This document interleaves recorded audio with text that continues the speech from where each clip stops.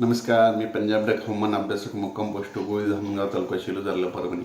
कारण की राज्यामध्ये म्हणजे खूप ठिकाण जवळपास 4 दिवस झाला अवकाळीचं संकट चालू आहे. मग हा पाऊस नेमका कधीपर्यंत राहणार आहे म्हणून खास करून हा अंदाज येत आहे.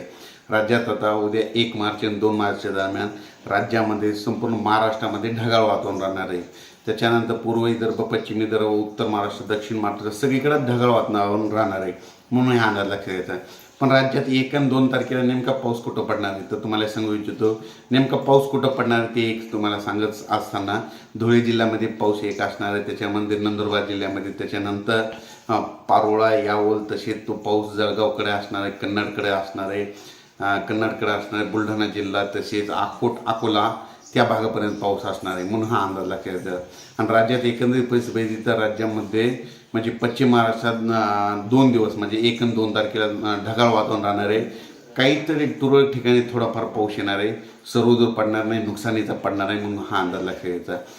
त्याच्यानंतर कोकणपट्टीत देखील 1 आणि 2, 3 तारखेपर्यंत ढगाळ वातावरण राहणार आहे, पाऊस काय पडणार नाही, त्याच्यामुळे काही चिंता करायची गरज नाही. त्याच्यानंतर मराठवाड्यामध्ये देखील 1 आणि 2 मार्च दरम्यान खूप आभाळ येणार आहे.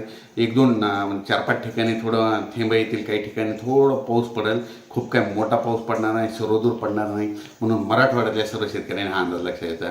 त्याच्यानंतर पूर्व विदर्भ आणि पश्चिम विदर्भामध्ये बुलढाणा, अक्कोट, अमरावती या भागापर्यंत थोडा पाऊस असणार आहे. म्हणजे एवढं काय खूप जास्त सर्वदूर नसणार आहे म्हणून हा अंदाज लक्षात घ्यायचा. म्हणजे आता 2 दिवस राज्यात अवकाळीपासूनचे 2 दिवसच शिल्लक राहिलेत म्हणून हा अंदाज लक्षात घ्यायचा. राज्यात एकंदरीत परिस्थिती तर राज्यामध्ये आता 3 मार्चपासून राज्यामध्ये हवामान कोरडं राहणार आहे, पाऊस काही येणार नाही, त्याच्यामुळे हा अंदाज सर्व शेतकऱ्यांनी लक्षात घ्यायचा. राज्यामध्ये फक्त आता उत्तर महाराष्ट्रामध्ये देखील समजा हा पाऊस राहणार आहे. उत्तर महाराष्ट्रामध्ये धुळे, नंदुरबार, यावल आणि तसेच मलकापूर, चाळीसगाव, कन्नड, सिल्लोड या भागामध्ये 1 आणि 2 तारखेपर्यंत पाऊस राहणार आहे म्हणून हा अंदाज लक्षात घ्यायचा. आपण मागं सांगितलं होतं की राज्यामध्ये 26, 27, 28 तारखेला राज्यात अवकाळी पाऊस पडणार आहे, पूर्व विदर्भ, पश्चिम विदर्भ मध्ये पडणार आहे हे असा अंदाज दिला होता. पण आता परत शेतकऱ्याला सांगतो म्हणजे हे अवकाळीचं संकट कधीपर्यंत राहणार आहे म्हणून हा अंदाज लक्षात घ्यायचा. राज्यात एकंदरीत परिस्थिती बघितली तर राज्यामध्ये आज आहे 1 मार्च आणि 2 मार्च, तर राज्यामध्ये आणखीन 2 मार्चपर्यंत अवकाळीचं संकट राहणार आहे. सर्वदूर पडणार नाही, फक्त ढगाळ वातावरण राहणार आहे म्हणून हा अंदाज लक्षात घ्यायचा.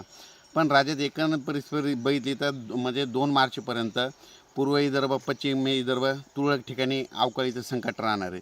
त्याच्यानंतर राज्यामध्ये उत्तर महाराष्ट्रामध्ये देखील आता 1 आणि 2 मार्चला अवकाळीचं संकट राहणार आहे, सर्वदूर पडणार नाही. नंदुरबार, धुळे, जळगाव त्या भागामध्ये पाऊस पडेल, पण थोडा निफाड, नाशिकच्या भागाकडे थोडा पाऊस येऊ शकतो म्हणून हा अंदाज लक्षात घ्यायचा. खूप काही जास्त नाही म्हणून काही चिंता करण्याची गरज नाही. त्याच्यानंतर पश्चिम महाराष्ट्रात देखील म्हणजे आता 1 मार्च आणि 2 मार्च दरम्यान ढगाळ वातावरण राहणार आहे, तुरळक ठिकाणी पाऊस पडणार आहे, सर्वदूर नाही, त्याच्यामुळे काही चिंता घाबरायचं कारण नाही. खूप काही मोठा पाऊस पडणार नाही. जरी पाऊस आला तरी उगा 4-2 थेंब येतील, काही ठिकाणी उगा सडा टाकल्यासारखा पाऊस पडेल, त्याच्यामुळे काही चिंता करायची गरज नाही. पण राज्यामध्ये 3 मार्चपासून राज्यातलं हवामान कोरडं राहणार आहे म्हणून हे देखील लक्षात घ्यायचं. त्याच्यानंतर सांगू इच्छितो की सातारा, सांगली त्या द्राक्ष बागायतदारांना सांगू इच्छितो की तुमच्या भागामध्ये पाऊस काय येणार नाही, फक्त ढगाळ वातावरण राहणार आहे म्हणून तुम्ही चिंता करायची काही गरज नाही.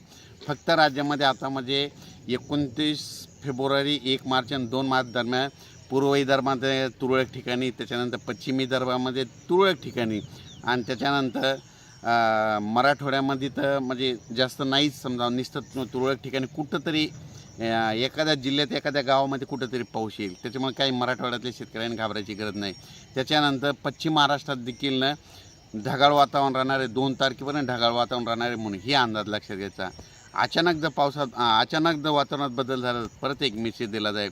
पण 3 मार्चपासून सर्व शेतकऱ्यांनी आपण आपलं शेतीची कामे करा, कारण की परत म्हणजे गहू काढायचं असतं तर काढा, काही म्हणजे 3 पासून हवामान कोरडं राहणार आहे म्हणून काही चिंता करायची गरज नाही. 3 मार्चपासून अचानक वातावरणात बदल झाला तर लगेच एक मेसेज दिला जाईल. धन्यवाद.